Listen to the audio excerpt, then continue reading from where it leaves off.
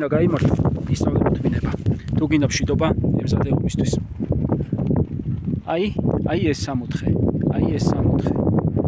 დღემდე მოვიდა აი ამ თეზისების წყალობით, რომ მშვიდობიანობის შამს თუ ოდესმე მე ესეთი ქონია, ყოველთვის ვემზადებოდით ომისთვის. არა იმისთვის, რომ ვინმეს თავს დავსხმოდით, არამედ იმიტომ, რომ მოგოგელიებინა მტერი, რომელიც ყველა მხრიდან მოდიოდა. ვერ დამისახელებთ მხარეს, საქართველოს მხარეს, რომელ მიმართულებითაც ჩვენ მტერი არ გვქონდა. ყოველთვის ყველა ეპოქაში, ყველა პერიოდში ჩვენ მტერი გვქონდა. შეიძლება ითქვას დღესაც ასეა. მოთმინებით და იმისთვის მზადებით უნდა ვაშენოთ ეს ქვეყანა იმისთვის, რომ შევინარჩუნოთ მშვიდობა.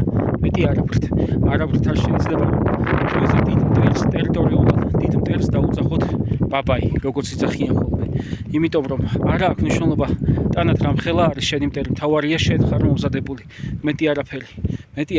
მნიშვნელობა აქვს შენს მგზავრობას და არა მტრის სიდიდეს. მეტი არაფერი.